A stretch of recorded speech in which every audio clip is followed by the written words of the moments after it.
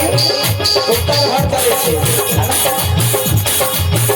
मेरा मलती में चर्चा तुमका ही में चर्चा चर्चा होय छे पूरा मलती में चर्चा तुमका ही में चर्चा चर्चा होय छे सब गुरु महिला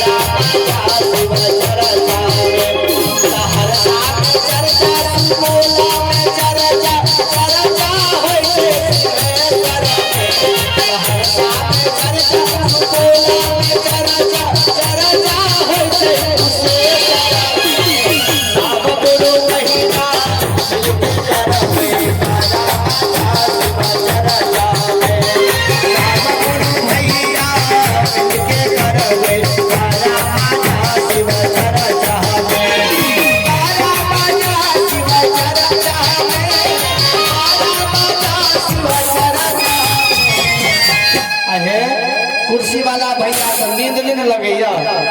कने दोनों हाथ में बाबा के हाथ रोकने से अरे परसौनी में चर्चा बदनाथपुर में चर्चा चर्चा होय छै डाढ़ा चटनवा में आ सब गुरु महिला चलबे सब गुरु भैया